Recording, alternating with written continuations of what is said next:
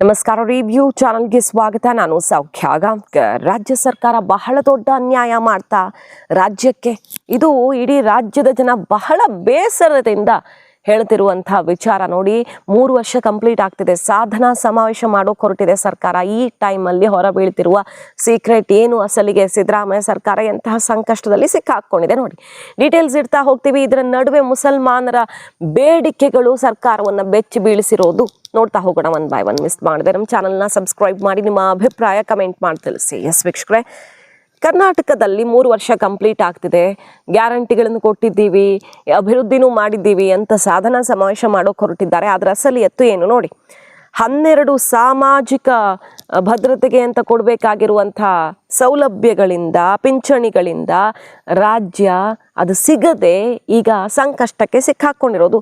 ಅನಾಥರು, ವೃದ್ಧರು, ವಿಧವೆಯರು, ಲಿಂಗತ್ವ ಅಲ್ಪಸಂಖ್ಯಾತರು ಸೇರಿದಂತೆ ವಿವಿಧ ಶೋಷಿತ ಅಸಹಾಯಕ ಜನ ವರ್ಗಗಳಿಗೆ ರಾಜ್ಯ ಸರ್ಕಾರ ಕೊಡೋ ಸಹಾಯಧನ, ಪಿಂಚಣಿ ಸ್ಥಗಿತಗೊಂಡಿದೆ. ಬಿಜೆಪಿ ಈಗ ಲೆಕ್ಕ ಬಿಡ್ತಿರೋದು ಇದಕ್ಕೆ ಸಂಬಂಧಪಟ್ಟಂತೆ. ಸರ್ಕಾರದ ಖಜಾನೆ ಖಾಲಿಯಾಗಿದೆ, ಆದರೆ ಸಾಧನಾ ಸಮಾವೇಶ ಮಾಡ್ತಿದ್ದೀರಿ, ಯಾವ ಸಾಧನೆ ಮಾಡಿದ್ದೀರಿ ಅಂತ ಮಾಡ್ತಿದ್ದೀರಿ ಅಂತ ಈಗ ಬಿಜೆಪಿ ಮುಗಿಬಿದ್ದು ಈ ಪಟ್ಟಿಯನ್ನ ಇಟ್ಟಿದ್ದಾರೆ. ಶನಿವಾರ ವಿಧಾನಸೌಧದಲ್ಲಿ ಆರ್ ಅಶೋಕ್ ಅವರು, ಬಿಜೆಪಿ ನಾಯಕರೆಲ್ಲ ಇದನ್ನ ರಿಲೀಸ್ ಮಾಡ್ತಾರೆ ನೋಡಿ. ಇದಕ್ಕೆ ಸಿದ್ದರಾಮಯ್ಯನವರು ಉತ್ತರ ಕೊಡ್ತಾರ? ಹಾಗಾದ್ರೆ ಉತ್ತರ ಬೇಕಾಗಿಲ್ಲ, ಅವ್ರಿಗೆ ಪಿಂಚಣಿ ಸಹಾಯಧನ ರಿಲೀಸ್ ಮಾಡಿದ್ರೆ ಸಾಕಾಗಿದೆ. ಕಾಂಗ್ರೆಸ್ ಸರ್ಕಾರ ಪಾಪ ಸಂಭ್ರಮಾಚರಣೆ ಮಾಡ್ತಿದೆಯಲ್ಲ, ಆರ್ಥಿಕ ಸಹಾಯವೇ ಸ್ಥಗಿತಗೊಂಡಿರುವಾಗ ಇನ್ಯಾವ ಸಂಭ್ರಮ? ಇವರ ಕಣ್ಣೀರಲ್ಲಿ ನಿಮ್ಮ ಸಂಭ್ರಮನ ಅಂತ ಆಕ್ರೋಶ ಹೊರಬಿದ್ದಿರೋದು ನೋಡಿ. ಗೃಹಲಕ್ಷ್ಮಿ ಯೋಜನೆ 5,000 ಕೋಟಿ ಉಳ್ಕೊಂಡಿದೆ. ಅನ್ನಭಾಗ್ಯ ಯೋಜನೆಯ 700 ಕೋಟಿ ಇನ್ನೂ ಫಲಾನುಭವಿಗಳಿಗೆ ತಲುಪಿಲ್ಲ. ಅದನ್ನ ಸುಳ್ಳು ಹೇಳಿ ಸರ್ಕಾರ ಕೊಟ್ಟಿದ್ದೀವಿ ಅಂತ ಮುಚ್ಚಿಡೋಕೆ ನೋಡಿತ್ತು, ಆದರೆ ಅದು ಒಂದು ಸೆಷನ್ನಲ್ಲೇ ತೆರೆದುಕೊಳ್ತು. ಹಾಗಾಗಿ ಅದು ಬಟ ಬಯಲಾಯಿತು. ಇನ್ನೂ ಏನೇನಕ್ಕೆ ಸಿಕ್ಕಿಲ್ಲ ನೋಡಿ. ಅನಾಥ ಮಕ್ಕಳ 73 ಕೋಟಿ ಅನುದಾನ ಇನ್ನೂ ಬಿಡುಗಡೆ ಆಗಿಲ್ಲ. ಅನಾಥ ಮಕ್ಕಳಿಗೆ ಇದು ಬಿಟ್ಟರೆ ಬೇರೆ ಅವಕಾಶವೇ ಇಲ್ಲ. ಇನ್ನು ಸರ್ಕಾರವೇ ಕೈ ಬಿಟ್ಟರೆ ಇನ್ನೆಲ್ಲಿ ಹೋಗ್ತಾರೆ ಅವರು? ರೈತರಿಗೆ ಪರಿಹಾರ ಕೊಟ್ಟಿಲ್ಲ. ಕಂದಾಯ ಇಲಾಖೆ 12 ಬಗೆಯ ಪಿಂಚಣಿ 3 ತಿಂಗಳಿಂದ ಕೊಟ್ಟಿಲ್ಲ. 81.88 ಲಕ್ಷ ಫಲಾನುಭವಿಗಳಿದ್ದು ತಿಂಗಳಿಗೆ 894 ಕೋಟಿ ಕೊಡಬೇಕಾಗಿದೆ.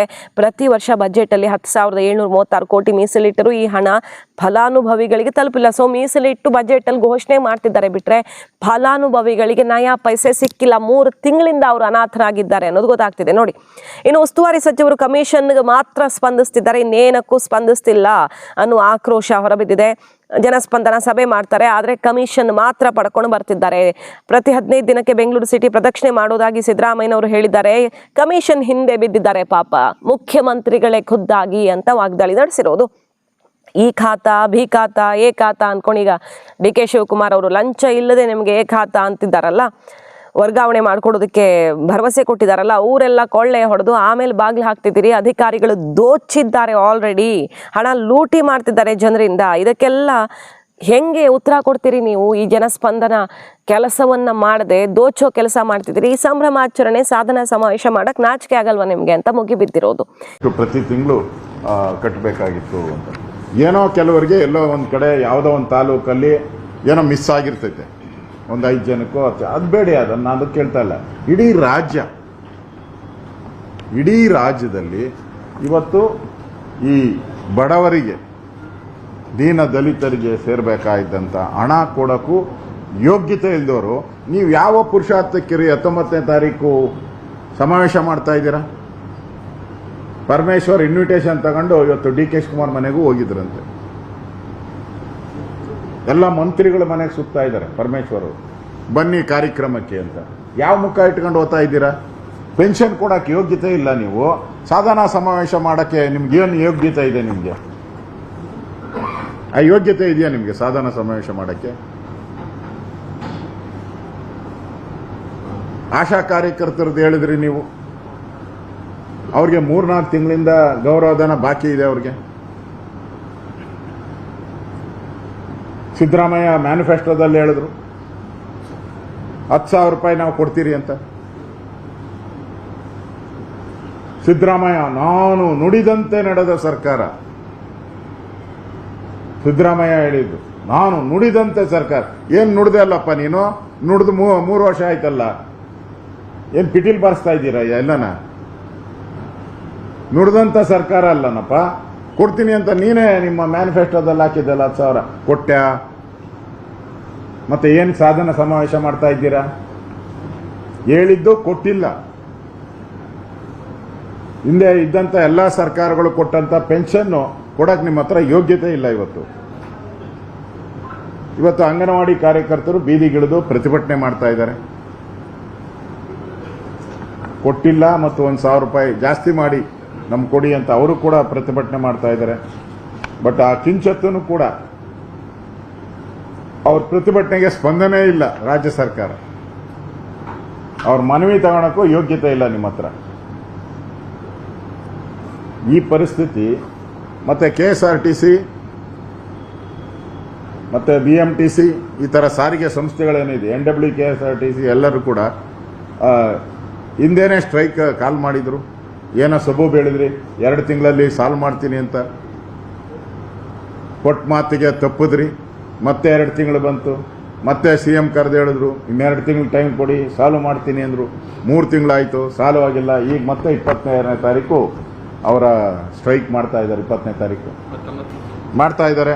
ಒಂದ್ ಕಡೆ ಸಾರಿಗೆ, ಒಂದ್ ಕಡೆ ಅಂಗನವಾಡಿಯವರು, ಆಶಾ ಕಾರ್ಯಕರ್ತರು, ಇನ್ನೊಂದು ಕಡೆ 1 ಕೋಟಿ ಜನ, ಅಪ್ರಾಕ್ಸಿಮೇಟ್ಲಿ 88 ಏನೋ ಬರ್ತತೆ, 1 ಕೋಟಿಗೂ ಜನ. ಅಂದರೆ ಸರ್ಕಾರ ವಂಚನೆ ಮಾಡಿದೆ, ಅವರಿಗೆ ದ್ರೋಹ ಬಗ್ಗಿದೆ. ಆಲ್ಮೋಸ್ಟ್ ಆಲ್ ನಮ್ದು 6 ಕೋಟಿ ಜನಸಂಖ್ಯೆಯಲ್ಲಿ 1 ಕೋಟಿ ಜನ ಮೋಸ ಮಾಡಿರುವಂತ ಸರ್ಕಾರ ಯಾವ ಮುಖ ಇಟ್ಕೊಂಡು ಈ ಸಾಧನಾ ಸಮಾವೇಶ ಮಾಡ್ತಾ ಇದ್ದೀರಾ ಅಂತ ನಾನು ಸರ್ಕಾರಕ್ಕೆ ಪ್ರಶ್ನೆಯನ್ನ ಕೇಳ್ತೀನಿ. ನೀವು ಸಾಧನಾ ಸಮಾವೇಶ ಮಾಡಕ್ ಮುಂಚೆ ನೀವು ಆಶಾ ಕಾರ್ಯಕರ್ತರಿಗೆ ದುಡ್ಡು ಕೊಡಿ. ಹೇಳಿದ್ರಲ್ಲ 10,000 ಬಾಯಿ ಮುಚ್ಕೊಂಡು ಕೊಡಿ. ಪೆನ್ಷನ್ 3 ತಿಂಗಳು ಪೆನ್ಷನ್ ಏನಿದೆ ಬಿಡುಗಡೆ ಮಾಡಿ. ಆ KSRTCದು ಸ್ಟ್ರೈಕ್ ನಡೀತಾ ಇದೆಯಲ್ಲ, ಸಾರಿಗೆ ಇಲಾಖೆ, ಅವ್ರ ಪ್ರಾಬ್ಲಮ್ ಸಾಲ್ವ್ ಮಾಡಿ. ಅದು ಬಿಟ್ಟು ಏನೋ ಸಾಧನೆ ಮಾಡಿದ್ದೀನಿ ಅಂತ ಸಮಾವೇಶ ಮಾಡಿ ಜನಗಳಿಗೆ ಮಂಕುಬೂದಿ ಎರಚುವಂತ ಕೆಲಸ ಮಾಡಬೇಡಿ.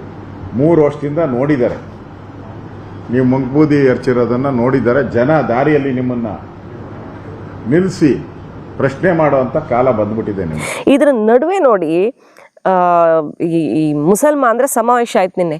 ಏನು ಹೇಳಿತ್ತು ಕಾಂಗ್ರೆಸ್, ಏನು ಕೊಟ್ಟಿದೆ ನಮಗೆ? ಕಾಂಗ್ರೆಸ್ ಸರ್ಕಾರ ಮುಸಲ್ಮಾನರಿಗೆ ಅನ್ಯಾಯ ಮಾಡಿದೆ ಅಂತ ಮುಗಿಬಿದ್ದಿದ್ದಾರಲ್ವಾ.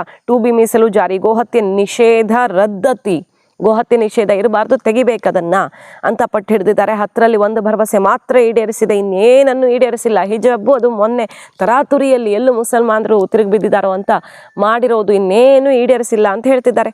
ಏನೇನು 10 ಬೇಡಿಕೆಗಳು: 2B ಮೀಸಲಾತಿ ಮರುಸ್ಥಾಪನೆ ಮಾಡಲೇಬೇಕು, ಮುಸಲ್ಮಾನರಿಗೆ ರಾಜಕೀಯ ಪ್ರಾತಿನಿಧ್ಯ ಕೊಡಬೇಕು, ಮುಸಲ್ಮಾನರಿಗೆ ಪ್ರತ್ಯೇಕ ಬಜೆಟ್ ಅನ್ನೇ ಮಂಡಿಸಬೇಕು ಅನ್ನುವ ಆಗ್ರಹ ಕೇಳಿಬಂದಿದೆ.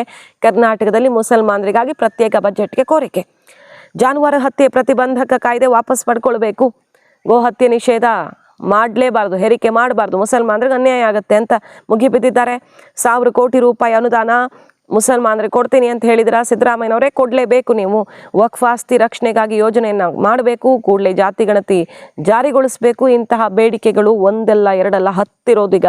ಮುಸ್ಲಿಂ ವಿದ್ಯಾರ್ಥಿಗಳಿಗೆ ಶಿಕ್ಷಣಕ್ಕೆ ಅನುಕೂಲ ಕ್ರಮ ಮಾಡಿಕೊಡಿ, ರಾಜ್ಯದಲ್ಲಿ ಮತಾಂತರ ನಿಷೇಧ ಕಾಯ್ದೆಯನ್ನು ತಕ್ಷಣ ರದ್ದು ಮಾಡಬೇಕು, ಮತಾಂತರ ನಿಷೇಧ ಕಾಯ್ದೆ ರಾಜ್ಯದಲ್ಲಿ ಇರಬಾರ್ದು ಅಂತ ಕೇಳ್ಕೊಳ್ತಿದ್ದಾರೆ ಮುಸಲ್ಮಾನರು.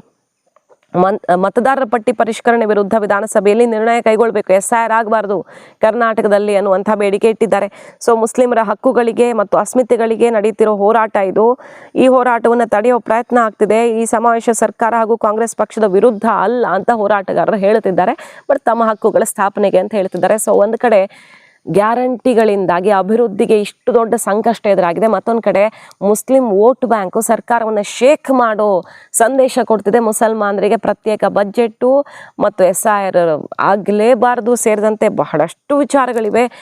ಸಿದ್ದರಾಮಯ್ಯನವ್ರಿಗೆ, ಕಾಂಗ್ರೆಸ್ ಹೈಕಮಾಂಡ್ಗೆ, ಕಾಂಗ್ರೆಸ್ ಸರ್ಕಾರಕ್ಕೆ ಈಗ ಮುಸಲ್ಮಾನರನ್ನ ವೋಟ್ ಬ್ಯಾಂಕನ್ನು ಉಳಿಸಿಕೊಳ್ಳುವಂಥ ಸಂದಿಗ್ಧತೆ ಎದುರಾಗಿದ್ದು, ಇದನ್ನೆಲ್ಲ ಜಾರಿ ಮಾಡ್ತಾರಾ ಮುಸಲ್ಮಾನರು, ಓಲೈಕೆಗೆ ಮುಂದಾಗ್ತಾರ ನೋಡಬೇಕು. SIR ವಿರುದ್ಧ ಅಂತೂ ಆಕ್ರೋಶವೇ ಸಿಡಿದಿರೋದು ಕರ್ನಾಟಕದಲ್ಲಿ ಕಾಂಗ್ರೆಸ್ನಿಂದ.